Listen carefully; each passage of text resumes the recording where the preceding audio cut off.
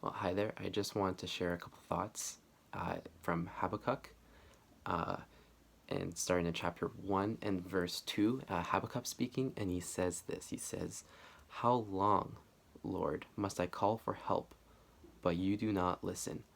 The very tone that Habakkuk starts off with in this book isn't. He's not a happy camper.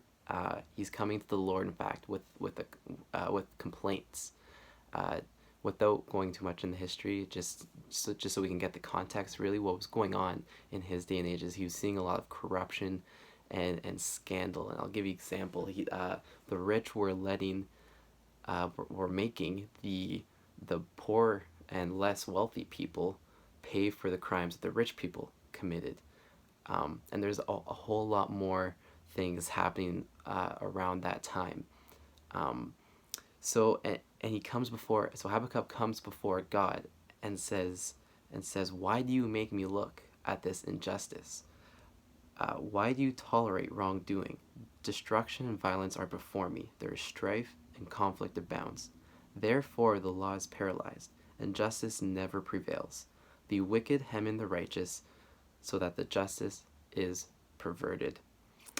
uh, there may be times, maybe seasons in our life that we feel like Habakkuk, where we come before God and we think and we say, uh, "Why do you tolerate wrongdoing?"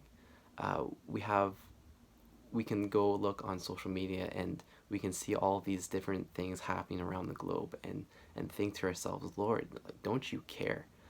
Um, and it's not a dumb question either, and in fact, it's an intelligent question. But what I want to mostly look at is God's response to this, and I think it's pretty cool. And I have just two main thoughts that I just kind of want to look at. So this is what the Lord responds to Habakkuk, and it's in verse 5, and he says this. He says, "Look at the nations and watch, and be utterly amazed, for I am going to do something in your days that you would not believe, even if you were told."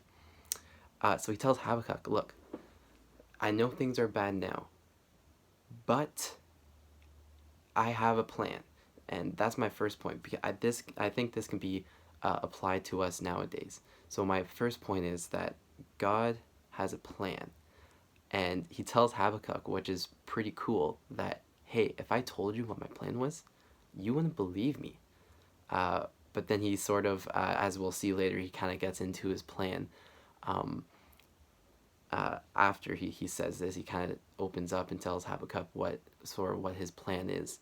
But I think that's very applicable in our lives. That God has a plan for me and for you, for us as a church, um, and His plan is so mind blowing that even if we were told, we wouldn't believe it, even if we heard His plan.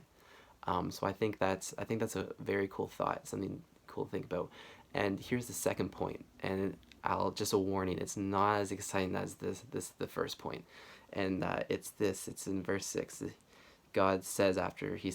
After God says He has this amazing plan, then He says this in verse 6: "I am raising up the Babylonians, the ruthless and impetuous people who sweep across the whole earth to seize dwellings not their own."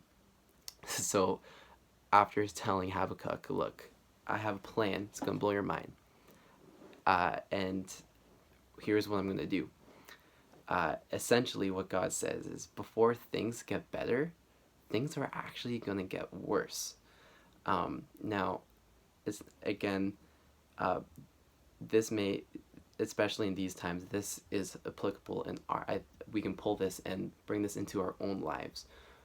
But we need to realize, and this is my second point, is that no matter what situation we find ourselves in, personally or globally, God is in control of His plan. So my first point was God has a plan.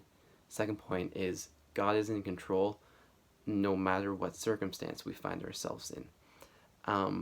So those are my two main points. I just thank you for making it this far, and I hope we can meet again soon.